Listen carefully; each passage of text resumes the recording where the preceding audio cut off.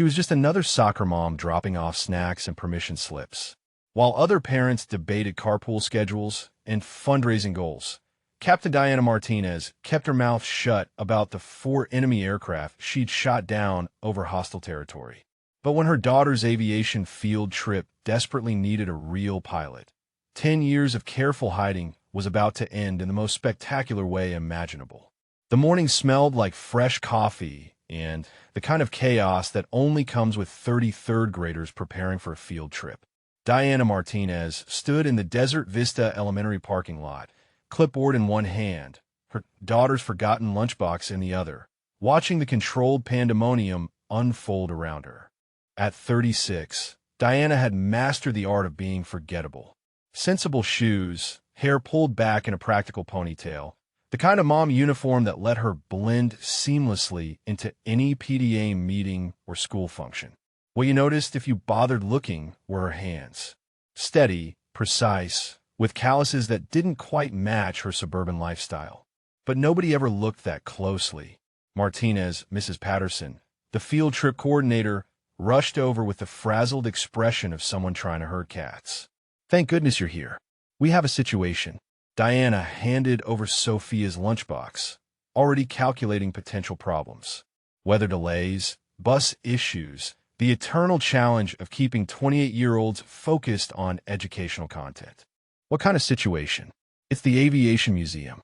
They were supposed to have a retired pilot give the kids a demonstration in their flight simulator, but he just called in sick. They're asking if any of the parent volunteers have any relevant experience. Patterson's voice carried the defeated tone of someone who knew the answer would be no.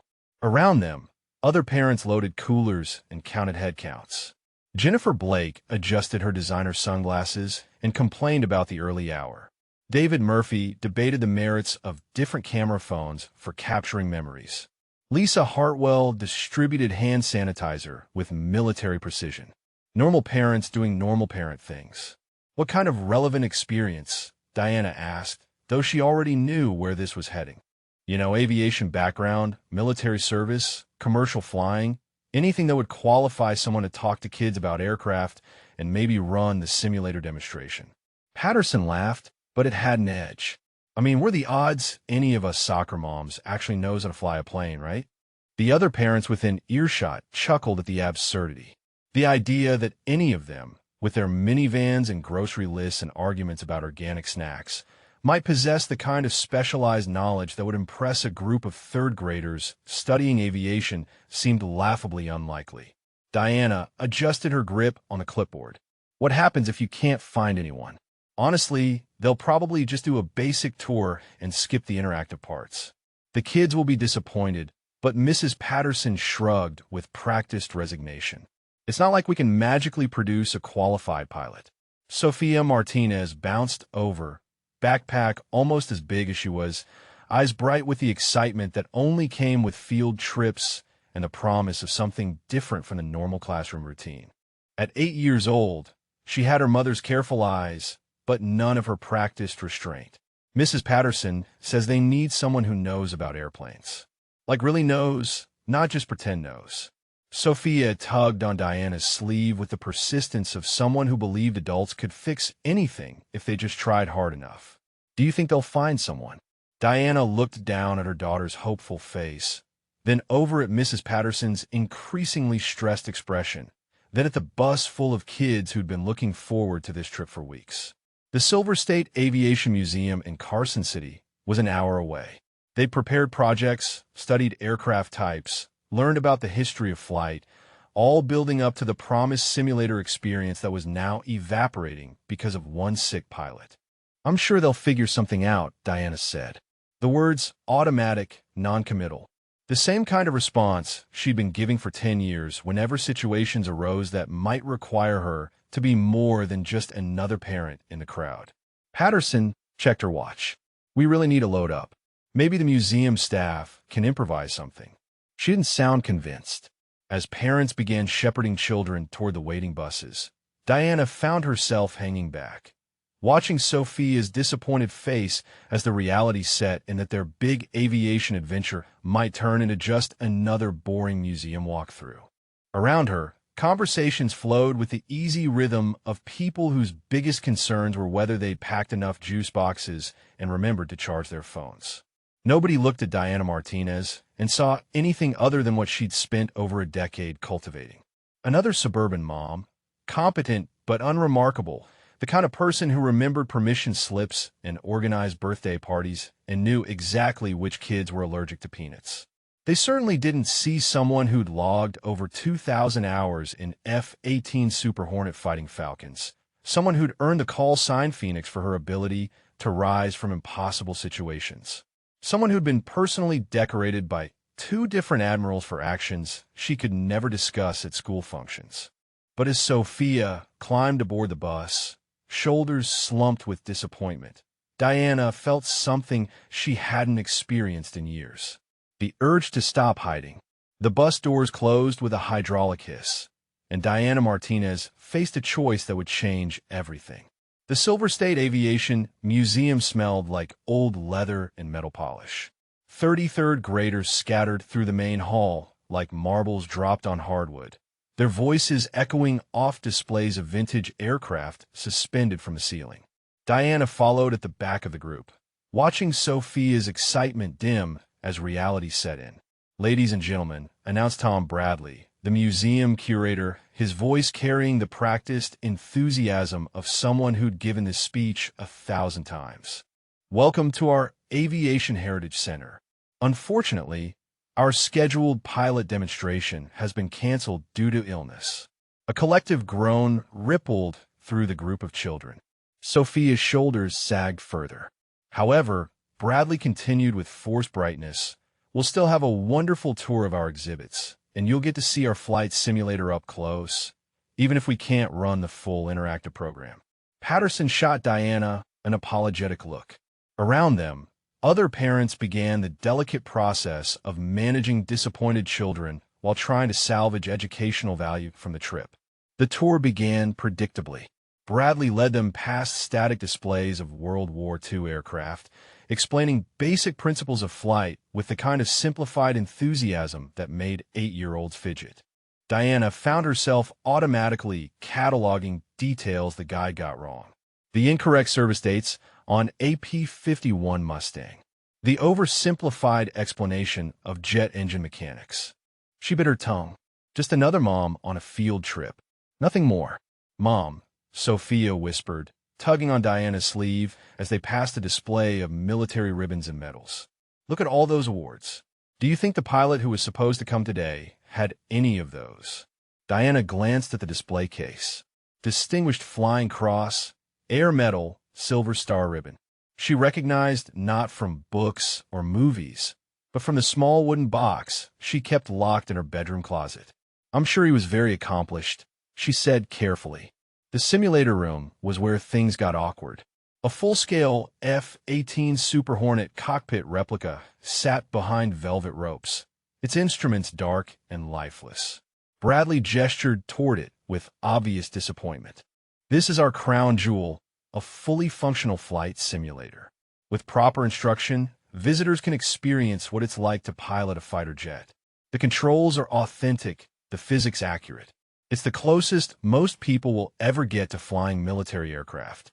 He paused, looking at the eager faces of 30 children. "Unfortunately, without a qualified instructor, it's just an expensive display." David Murphy raised his hand. "Can't you just turn it on? How hard could it be?" Bradley smiled with the patience of someone who'd heard this question before. "I'm afraid it's not that simple. This equipment requires someone with actual flight experience, particularly in military aircraft. The simulation programs are complex, and safety protocols require a qualified operator." "What kind of qualifications?" asked Jennifer Blake, though her tone suggested she was just making conversation rather than expecting any solutions. "Ideally, someone with fighter aircraft experience. At minimum, a commercial pilot with military background. The system is designed to replicate actual combat flight scenarios. It's not a video game." Diana watched Sophia's face crumple with disappointment. Around her, other children began to lose interest, wandering toward other displays. The moment she'd been dreading and anticipating was slipping away, replaced by the mundane reality of another abbreviated field trip. Martinez volunteers with the PDA all the time, Sophia announced suddenly, her 8-year-old logic making connections that adults had dismissed. Maybe she knows about airplanes. Every adult in the room turned to look at Diana. Patterson smiled apologetically. Sophia, honey, your mom helps with fundraisers and school events. That's different from flying jets, but she's really good at organizing things. Sophia insisted with the stubborn certainty that only children possess, and she always knows stuff about everything. Don't you, Mom? Diana felt the weight of 30 stares. Bradley looked at her with the polite expression of someone preparing to let down a child gently. The other parents waited with the mild embarrassment of witnessing someone else's kid put their parent on the spot. I appreciate Sophia's confidence, Diana said carefully. But I think Mr. Bradley explained the requirements pretty clearly. It really does require specialized training. Bradley confirmed kindly. Military flight experience isn't something you pick up as a hobby. But Sophia wasn't giving up. With the relentless persistence that had gotten her through potty training and multiplication tables, she looked directly at her mother. But Mom, don't you know about flying? You always know about everything important. The silence stretched uncomfortably. Diana could feel the exact moment when the polite interest of the adults began shifting toward awkward sympathy for the child whose mother was being put in an impossible position. Sophia, Mrs. Patterson said gently, not everyone has experience with military aircraft. That's what makes pilots so special. Diana looked at her daughter's face, hope warring with disappointment. Belief in her mother's capabilities crashing against adult reality. Around her, 30 children were learning that sometimes the grown-ups couldn't fix things, that some experiences were reserved for other people. That disappointment was just part of life. For 10 years, she'd prioritized Sophia's safety over everything else. Keeping her past buried had protected them both from complications, questions, and the kind of attention that could shatter their carefully constructed normal life. But watching her daughter's dreams deflate in real time felt like a different kind of failure. The group began to move toward the next exhibit, the simulator room already becoming just another missed opportunity. Sophia fell into step beside her mother, resignation replacing excitement. It's okay, Mom, Sophia said quietly. I know you would help if you could. That simple statement of faith hit harder than enemy fire ever had. The gift shop was where Diana's carefully constructed world began to crack. While children browsed toy planes and Sophia half-heartedly flipped through a coloring book about aviation pioneers, Diana found herself standing in front of a display case filled with military aviation books. Her eyes stopped on a familiar title, Modern Naval Air Combat, Fighter Tactics and Technology. She knew this book. She'd contributed to it, though her name appeared only in the acknowledgments, buried among dozens of other anonymous operational personnel who'd provided technical expertise. Fascinating stuff, isn't it? Diana turned to find Tom Bradley beside her, genuine enthusiasm replacing his earlier curator's disappointment. The evolution of naval fighter tactics over the past 30 years has been remarkable. I imagine so, Diana replied carefully. You know, I was Navy myself. 20 years, mostly maintenance and logistics. Never got to fly, but I developed a deep appreciation for the people who did. Bradley's eyes had the distant look of someone remembering a different version of themselves. There's something about naval aviation that gets in your blood. The precision, the stakes, the absolute demand for excellence. He gestured toward the book. The author interviewed dozens of pilots for this. Combat veterans, test pilots, instructors. You can tell when someone really understands the material versus when they're just compiling research. Diana nodded, remembering the 3-hour interview she'd given over a secure phone line, her voice disguised, her story stripped of identifying details, but her expertise unmistakable. The technical sections are particularly impressive, Bradley continued. Whoever provided the tactical analysis clearly had hands-on experience. You can't fake that kind of operational knowledge. Through the gift shop windows, Diana could see the children starting to board the bus for the return trip. Sophia sat by herself, still holding the coloring book, her earlier excitement completely deflated. Other kids chattered about the planes they'd seen, but the promised highlight remained a gap in their day. Mr. Bradley, Diana said, her voice steady despite 10 years of careful conditioning screaming at her to stay silent. If I could demonstrate the qualifications you mentioned, would you be willing to restart that simulator program? Bradley's eyes widened slightly. Martinez, are you saying you have military flight experience? The question hung in the air like flak over enemy territory. Sophia watched from the doorway, confusion replacing disappointment.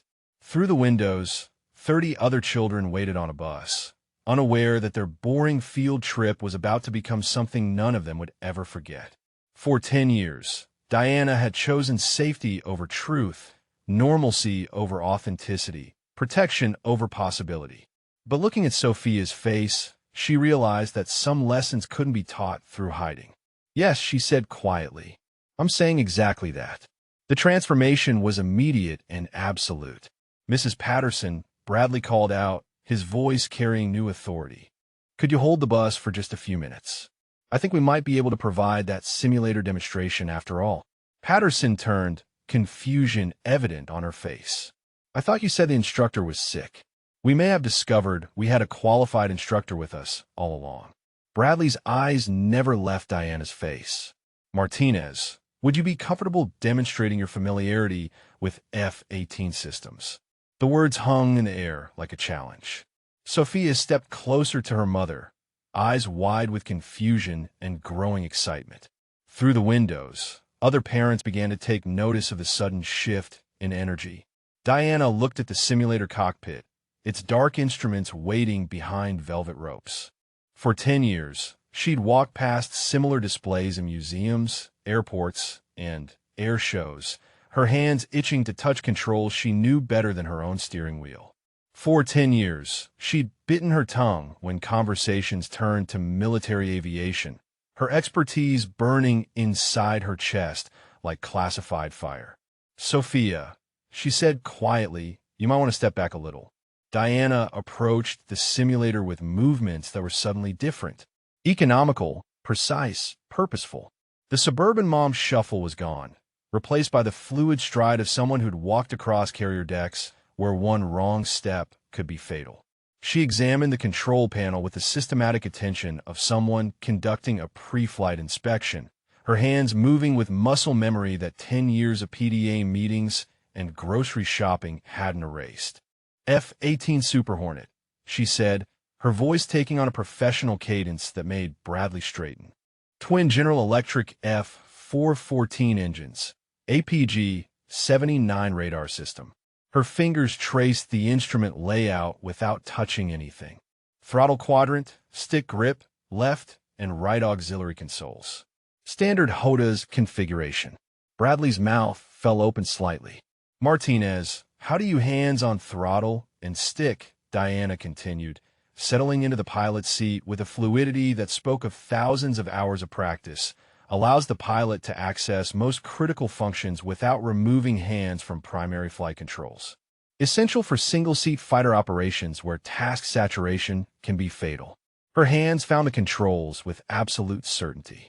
No hesitation, no searching, just the automatic positioning of someone who'd operated this exact equipment under the most demanding conditions imaginable. Airspeed indicator, altitude indicator, heading indicator, she called out, pointing to each instrument. Engine instruments, fuel quantity, hydraulic pressure, navigation display, radar warning receiver, threat warning panel. The change of Diana was so complete, it was like watching someone shed a disguise. Gone was the hesitant soccer mom who organized bake sales and worried about juice box distribution. In her place sat a professional, calm, competent, absolutely certain of her capabilities. Bradley, she said, her voice carrying the authority of someone accustomed to making life and death decisions. Permission to power up the simulator. Bradley fumbled for his keys, his hands shaking slightly. Martinez, I have to ask, what's your background? Your actual background. Captain Diana Phoenix Martinez, United States Navy, F-18 Super Hornet pilot, VFA 97 Warhawks, 2,000 flight hours, 3 combat deployments, distinguished flying cross with 2 oak leaf clusters. The words came out crisp and clean, like a briefing she'd given 1,000 times. Retired 10 years ago to raise my daughter. The simulator hummed to life around her. Instruments illuminated, displays activated, and suddenly the museum's prize exhibit transformed from static display into something that looked and felt like a living machine. Sophia pressed against the barrier, eyes wide with wonder and confusion. "Mom, you were in the Navy." "Yes, sweetheart. Before you were born, this was my job." Through the windows, the bus had emptied. 30 children and a dozen adults crowded around the simulator room as word spread that something extraordinary was happening. Diana's hands moved across the controls with balletic precision. Initiating startup sequence. Master arms switch to simulate. Weapon systems safe. Navigation alignment in progress.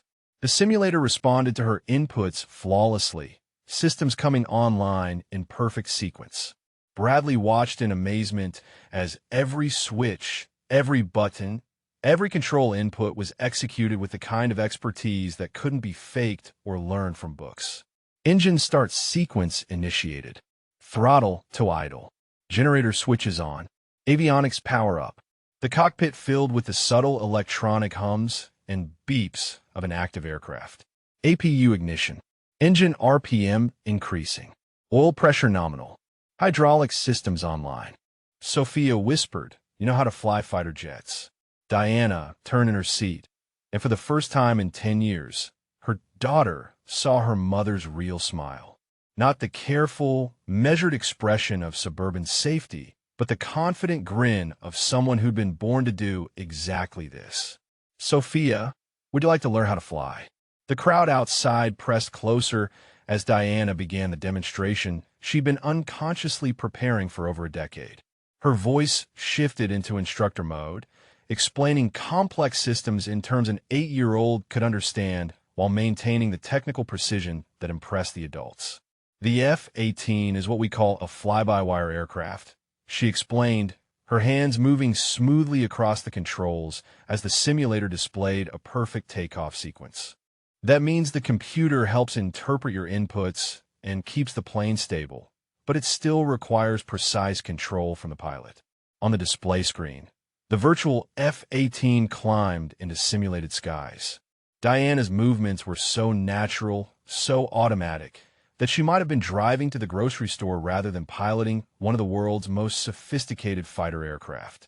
"Just like riding a bicycle," she said softly, but her voice carried enough for everyone to hear. "Some things you never forget." Sophia's face transformed with wonder, pride, and a dozen questions. Around her, 30 classmates watched their boring field trip become the adventure of a lifetime. And Diana Martinez, for the first time in 10 years, stopped hiding from who she really was. The demonstration continued for 20 more minutes. Diana walked the children through aerial maneuvers, explained the physics of flight, and answered technical questions with the easy confidence of someone who'd lived this knowledge. The drive back to Desert Vista Elementary was nothing like the morning trip. Instead of restless children asking, "Are we there?" yet every 5 minutes, the bus was filled with animated conversations about forces, afterburners, and the difference between air-to-air and air-to-ground combat. Diana sat in the back with Sophia, fielding questions from 8-year-olds who'd just discovered that one of their moms was basically a superhero. "Martinez, did you ever shoot down bad guy planes?" asked Tommy Walsh, his eyes wide with the kind of eye usually reserved for cartoon characters. "Martinez, how fast did you fly?" chimed in Sarah Hoffman. "Martinez, why didn't you tell us you were a fighter pilot?" This from Jessica Murphy, expressing what all the adults were thinking. Diana glanced at Mrs. Patterson, who was still processing the revelation that had turned their disappointing field trip into the most memorable school experience any of these children would ever have. "Sometimes," Diana said carefully, "people have different chapters in their lives. My Navy chapter ended when I decided that being Sophia's mom was more important than flying jets." Sophia squeezed her mother's hand. "But Mom, you were so good at it. The way you made that simulator fly. It looked easy. It wasn't easy, sweetheart. It took years of training and practice. But more importantly, it taught me something valuable about being brave when people count on you. Through the bus windows, the Nevada countryside rolled past.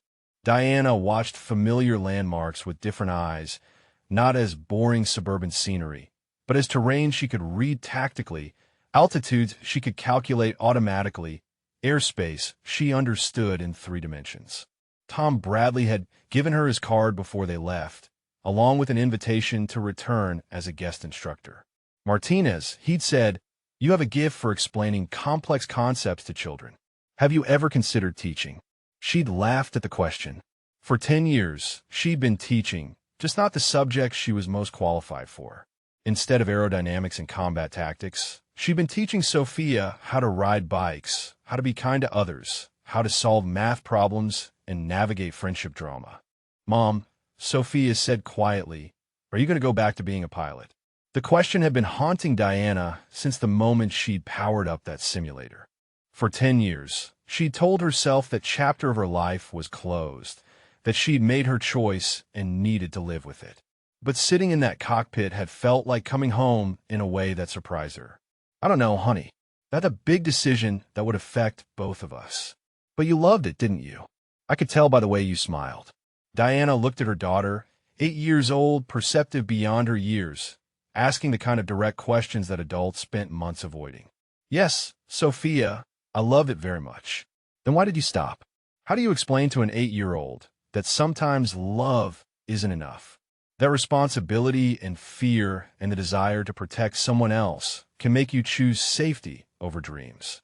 That sometimes being a good parent means sacrificing the parts of yourself that made you who you were before you became a parent. "Because I loved you more," Diana said simply. The bus pulled into the school parking lot, and suddenly the normal chaos of pickup time felt different. Word had already spread through the parent network. The mysterious texts, the hurried phone calls, the promise that something extraordinary had happened on what was supposed to be a routine field trip. As children reunited with their families, the stories poured out.